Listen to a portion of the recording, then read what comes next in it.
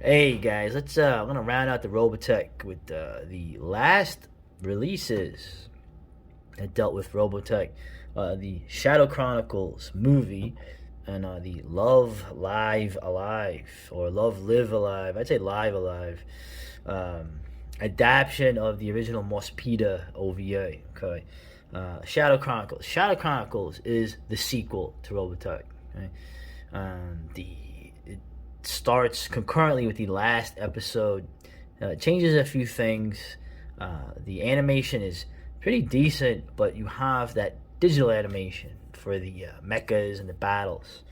Um, I don't know how to say it, but when they started making like cars and everything digital, both in Japanese animation and American animation, I really don't like it. It's just I prefer hand-drawn animation. I think a lot of you do too. It's a case of something where uh, something is done because it is cheaper, even though it is inferior. And we're not talking about no-budget filmmakers who don't have a choice. Okay, we're talking about whole industries that are well established. I mean, even the Japanese did that, but it's somewhat distracting. But the story, pretty much, the Shadow Chronicles was great.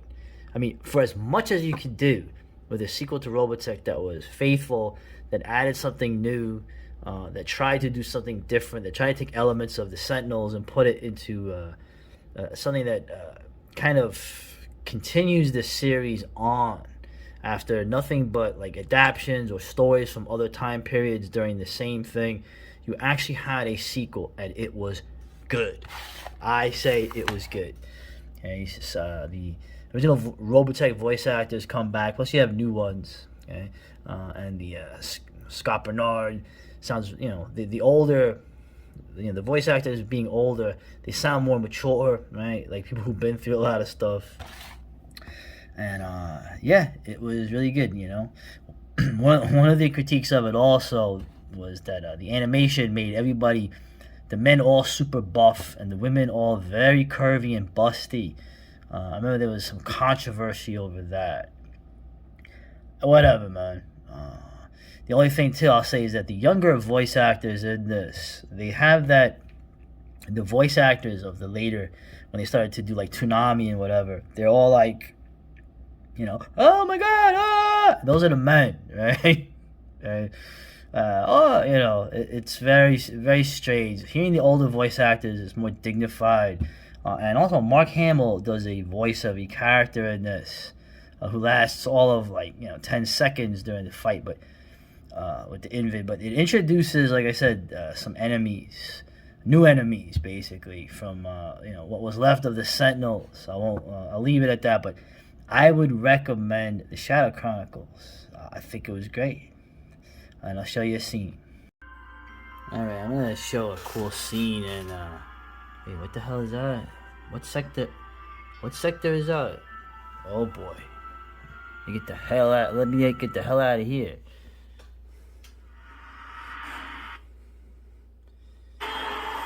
So now,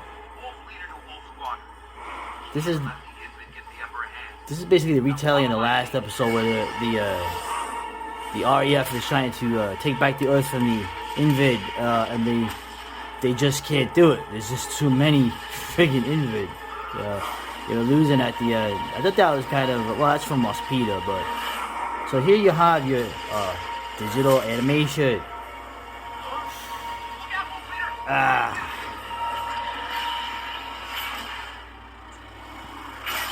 Oh, nice.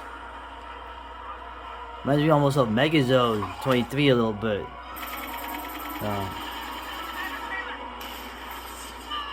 Now that, yeah. Now when you watch this, it's very interesting. There's a real Return of the Jedi feel, but that makes sense because Mospita was heavily influenced by Return of the Jedi. Also, Babylon 5, which Babylon 5 was definitely inspired by Robotech. The guy Gazinski or whatever his name is said so. And that's the other Sterling daughter.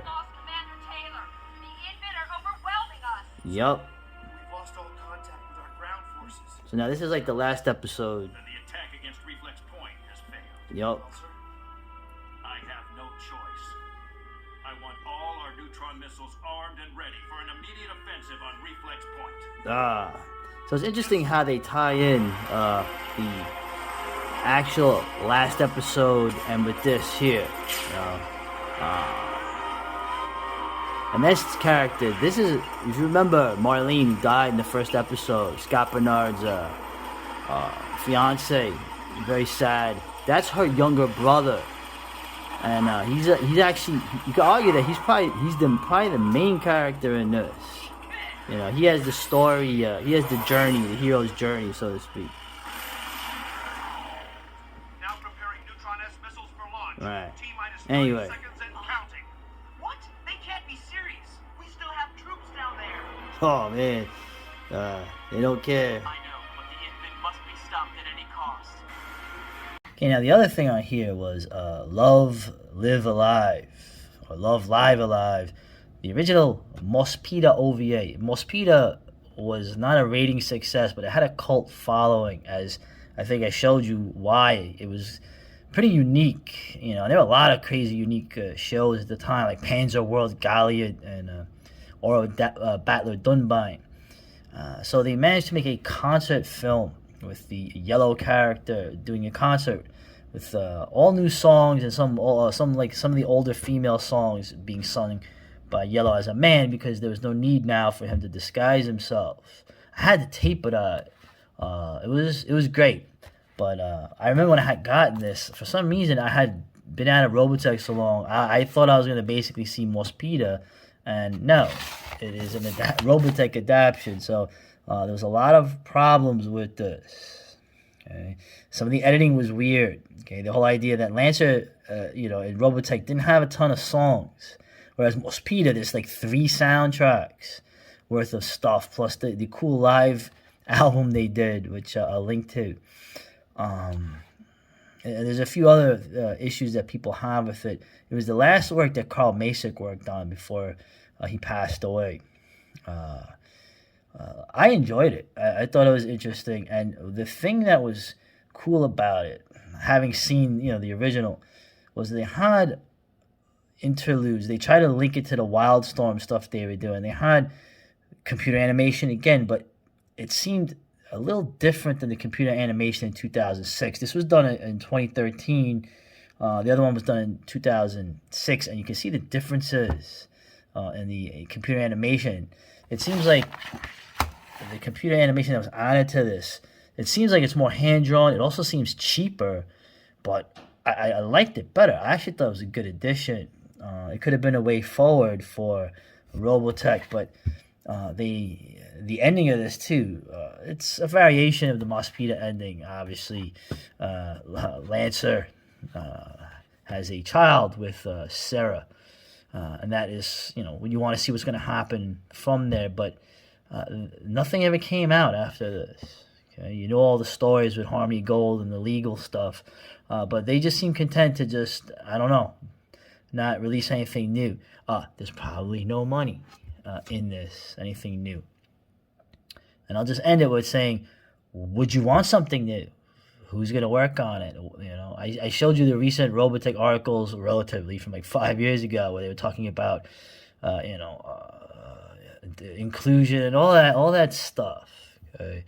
And I kept saying the same thing. Yeah, you had a lot of diversity and progressive themes from the homogeneous Japanese that were done, not as a corporate antagonism, for class warfare and even other things, but you actually had legitimate science fiction, optimistic views of the future, regardless of the wars involved. So anyway, I'm going to show you the scenes I was talking about in the Love, Live Alive. Here's some of the footage I'm talking about with this cheaper animation, which seems to be more effective. I don't know. Oh, Dana, look. The Robotech defenders were completely exhausted from so many years of combat.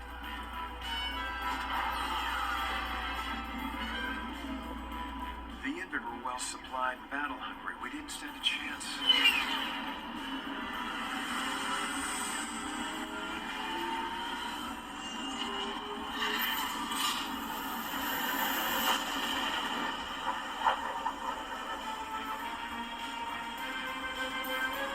Yeah, that actually works better. Our beautiful planet was turned into a giant slave colony whose only purpose was to harvest the flower of life and process protoculture. Yeah, that sounds about right. I still don't understand how and why you personally got involved in the war. In fact, I don't think there's a Yellow Dancer fan on Earth who doesn't want Tapes. Oh, wow. Lancer, you were a soldier before you became a singer. Remember those, the stick guitars? With everything that was going on. Actually, I always wanted to be a musician, but hey, if you want to hear Oh man, this is a BC Rich, man. keep talking. Anyway. I warn you, it's a long story. The war's over. We have all the time in the world. Yeah, we got a cassette way in 2044. I'd give anything to make that wish come true. Here we go again, man. This is look, more digital. This actually works better. Those are the Admiral Rick Hunter's expeditionary force right. Those are the mechas search for the that they home had in the of first Robotech Liberation masters, Force. Who was the first of several attempts to regain control of the Earth, a plan that most of us hadn't seen in many years. Yeah, this was actually better than the digital animation you saw in the Shadow Chronicles.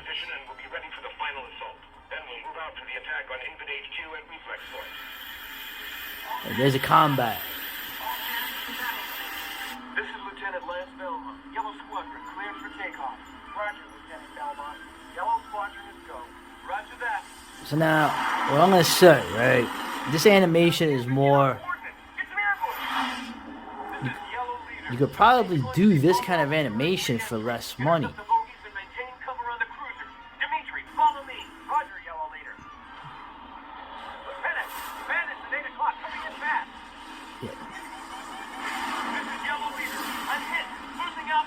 That actually, I thought that was really good. You know, anyway, and that's the original song, obviously different from the scene that I showed you.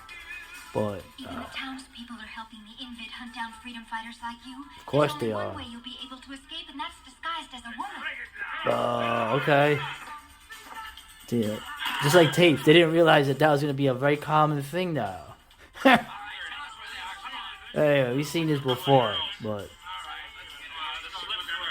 Alright. But the whole point I'm making is that I thought that new digital animation, which was obviously, you could say it's more advanced, but it seemed like it was actually more hand drawn than what you saw in Shadow Chronicles. That's something you could have worked with. But nothing was to come from this. I mean, this is like 8 or 9 years ago, almost, maybe, almost 10 years ago. Anyway, real quick, I just thought a link to this video. This is a fan dub of the original Love Live Alive, and it was actually pretty good. It has all the lyrics in it. Apparently, they hired a male singer to do a lot of what were originally the female songs, right?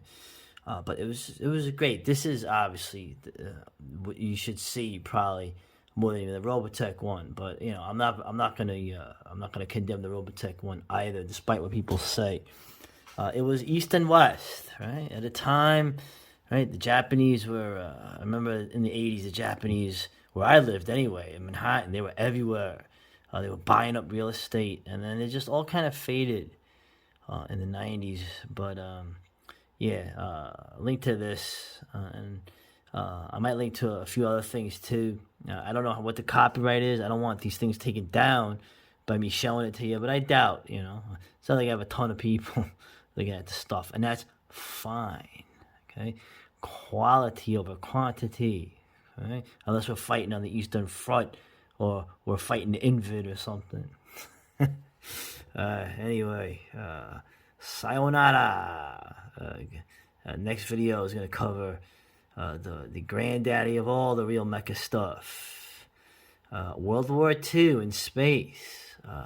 Mobile Suit Gundam. Later.